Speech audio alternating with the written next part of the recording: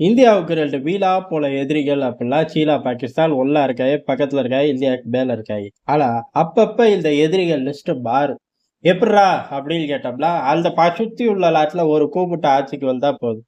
அந்த கூப்பிட்டையோட முழு நேர வேலை இந்தியாவை எதிர்க்கிறது. ஏன் அப்படின்னா, சீனா ஆதரவோட வந்திருப்பா. சீனா அவளுக்கு தேவையானதை நிறைவேத்தி குடுத்துருப்பாங்க. இவ்வளவுதான்.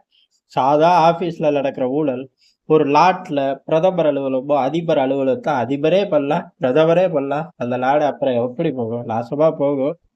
இருந்தாலும் அப்படிதான் எங்க தலையெழுத்துல அப்பப்போ மாறி போயிடும். அப்படிதான் மால்தீவ், ஸ்ரீலங்கா போன்ற நாடுகள் நம்ம கூட வம்பிழுத்தார்கள். ஆனா ஒரு பிரச்சனை என்ன அப்படின்னா, மால்தீவ், ஸ்ரீலங்கா போன்ற நாடுகள்ல அதிபர்கள் விலை போனாலும், ரவுண்ட் த கிளாக் இந்திய எதிர்ப்பு அப்படின்னு வாய் பேசலாம். ஆனா இந்திய எதிர்ப்பை நோக்கியே காய்கள் நகர்த்த முடியுமான்னு கேட்டா முடியாது. ஏன் அப்படின்னா அது ஒரு நாடுன்னு ஒரு அந்தஸ்து இருக்கு.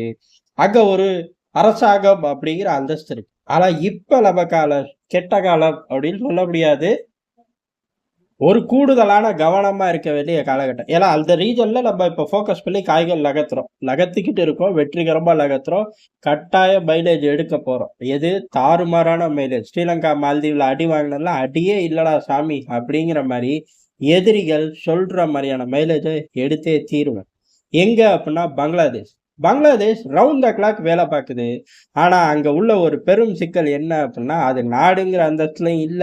அங்க அரசாங்கங்கிற அந்தஸ்துலயும் இல்ல. ஒரு கூட்டமா உட்கார்ந்துட்டு 24 மணி நேரம் இந்தியாவுக்கு எதிரா சிந்திக்கிறாய்ங்க. சிந்திச்சா மட்டும் போதுமா? செயலாற்றணும். சிந்திக்கிறதுக்கும் மூளை கிடையாது. செயலாற்றுறதுக்கும் திராணி கிடையாது. அப்ப என்ன வேல பார்க்கலாம்? ஒரு நாடே ரவுடித்தனம் பண்ணா எப்படி இருக்கும்? அந்த வேலைய தான் பார்த்து தொலையுறாய்ங்க. 2 நாள் முன்னாடி தான் சொன்னாய்ங்க. இந்திய எல்லைகள்ல 5 கிலோமீட்டர் நாங்க வந்துட்டோம் தெரியுமா? அப்படின்னு. என்னடா வந்துட்டோங்கிறீங்க? வந்தீங்களா? வரலையாடான்னு கேட்டா, போயிட்டோம். ரிட்டர்ன் வந்துட்டோம்னாய்ங்க. அப்புறம் இல்ல நாங்க போய் நின்னுட்டோம். அதுக்கப்புறம் வந்துட்டோம் அப்படின்னாய்ங்க. கடைசியில ஒண்ணுமே நடக்கல. எப்பா பதவி ஏத்திருக்கீங்களே இந்த பெட்டாலியனுக்கு பொறுப்பா என்ன செய்வீங்க? அப்படின்னு கேட்டதுக்கு, நான் ஏற்கனவே செஞ்சுட்டு வந்துட்டேன். நேத்து நைட்டே 5 கிலோமீட்டர் அங்க போயிட்டு வந்துட்டேன் அப்படின்னு இன்டர்வியூ குடுத்து போக அத உள்ளூர் மீடியாக்கள், அதாவது அவர்கள் பங்களாதேஷோட வீணா போன மீடியாக்கள் பெருசா பேச, விடிஞ்சு எந்திரிச்சோனே கூப்பிட்டு இங்க வா, எங்க வந்த? எங்க போன? முட்டா பயலே எல்லாம் தண்ணி ஓடுதுடா. கனவு கண்டுட்டு அப்படியே போய் தண்ணியில முங்கி செத்துறாதடா அப்படின்னு சொல்லி நம்ம திட்டி அனுப்பிச்சு விட்டோம். இது நடந்து 24 மணி நேரம் கூட தாண்டல. அடுத்த சேட்டையே பண்ணிட்டாய்ங்க. இது என்ன அப்படின்னா, ஏறக்குறைய இதே அக்கப்போர திரும்பி செஞ்சிருக்காய்ங்க அப்படிங்கிறதுதான். இந்திய பங்களாதேஷ் எல்லைகள்ல பெரும் பகுதி நீரோட்ட பகுதி தான். அத மீறி கொஞ்சம் நிலம் சார்ந்த பகுதிகள் இருக்கு. அங்க ஏற்கனவே ஃபுல் ஃபோர்ஸா நம்ம பார்டர் செக்யூரிட்டி ஃபோர்ஸ ஃப்ரண்ட் லைனுக்கு கொண்டு போயிட்டோம். அதாவது பார்டர பாதுகாக்க வேண்டிய யூனிட் பார்டரோட எல்லைகள் அந்த லைன்லயே நிக்கும். எதுக்கு அப்படின்னா, அந்த லைன நோக்கி ஏதாச்சும் ஆப்ஜெக்ட் நகர்ந்தா கூட சுட்டுருவாய்ங்க. அவ்வளவு ஒரு தீவிரமான கண்காணிப்பு, தீவிரமான மிரட்டல்கள், செயல்லயும் காட்ட உத்தரவு டெல்லி குடுத்துருச்சு. ஏன் அப்டின்னா, இவனுங்க ரொம்ப வாய் பேசிக்கிட்டு திரியிறாய்ங்க அப்டிங்கிறக்காக, பெரிய அளவு ஒரு ஆக்ஷன்ல இறங்குறக்கான ஃபுல் சிக்னல குடுத்து, ரெடி மோட்ல நிறுத்தியிருக்கோம். அந்த பகுதிகள்ல ஏற்கனவே பங்களாதேஷ், இந்தியாவுக்கு ஏகப்பட்ட அக்ரீமென்ட்கள் இருக்கு. அதெல்லாம் ஒவ்வொன்னா இவனுங்க நாட்டுல கலவரம், ஆட்சி மாற்றம், அங்க என்ன நடக்குது? ஆட்சியும் இல்ல, கட்சியும் கிடையாதுங்கிறக்காக நம்ம தூங்கிட்டு இருக்க முடியுமா? ஏற்கனவே அக்ரீமெண்ட் போட்டிருக்கேல்ல, அத பூரா நம்ம அமுல்படுத்திக்கிட்டு தான் இருப்போம். அதுபடி வேலிகள் அமைக்கக்கூடிய பணிய இந்திய ராணுவம் நடத்துது, இந்திய எல்லைகள்ல. இந்த அனுமதியே இல்லாம ஃபேக்டரி கட்டும்போது ஊர்க்காரங்கலாம் சேர்ந்து சண்டைக்கு வருவாய்ங்கல்ல.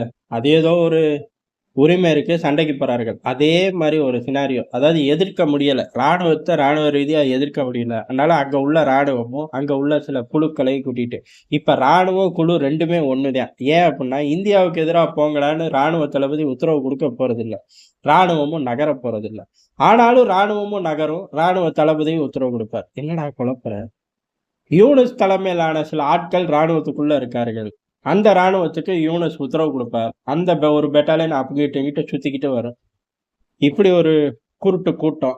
அதுக்கடுத்து இந்த குருட்டு கூட்டத்துக்கு சப்போர்ட் செய்றேன்னு உள்ளூர்ல, எதுக்குடா அங்க கலவரம் பண்ணீங்க? அதெல்லாம் மறந்து போச்சு எங்களுக்கு. இப்ப இந்தியாவுக்கு எதிரா கத்திக்கிட்டே திரிவோம் அப்படிங்கிற ஒரு கூட்டம். எல்லாம் ஒண்ணு சேர்ந்து எல்லைக்கு வந்து பிரச்சனை பண்றாய்ங்க. என்ன அப்படின்னா, வேலிகள் போடக்கூடாது. அது எப்படி வேலிகள் டேய் எல்லைன்னா வேலி போட்டு தான்டா ஆகணும்.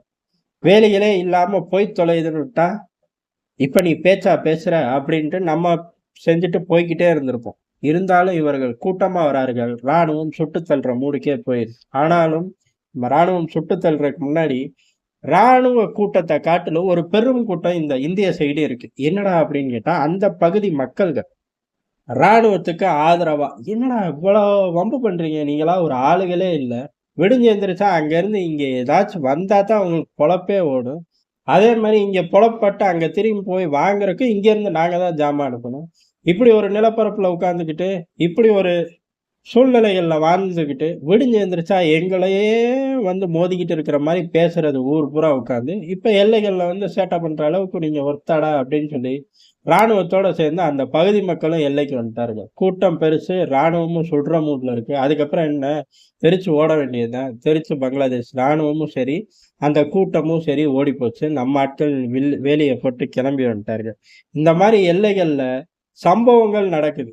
ஆனா, நமக்கான ஆபத்தான்னு கேட்டா, ஆபத்து கிடையாது. ஒரு டிராஃபிக் ஜாம்ல வண்டி சிக்குன மாரி ஒரு இயல்பு தான். இருந்தாலும் இந்த சூழ்நிலை தேவையில்லாத ஒண்ணு. இத டெல்லி ரொம்ப நாளுக்கு வச்சுக்கிட்டு இருக்க விரும்பல. அதே சமயம் நம்மளோட டார்கெட் அப்படிங்கிறது, பங்களாதேஷ வாங்கி குடுத்ததே நம்ம தான். திருப்பி 2வது முறை அத உடைக்க போறதும் நம்ம தான் தலையில எழுதியிருந்தா, யாரால தடுக்க முடியும்? அத நோக்கி டெல்லி போய்க்கிட்டு இருக்கு. ஆனா விரைவா போங்க அப்படிங்கிறது தான் இந்தியர்களோட கோரிக்கை. விரைவா எங்க ஜோலிய முடிங்க அப்படிங்கிறது தான் பங்களாதேஷோட கோரிக்கையா இருக்கு. அவனுங்க செயல் பூரா அப்படிதான் இருக்கு. நன்றி, வணக்கம்.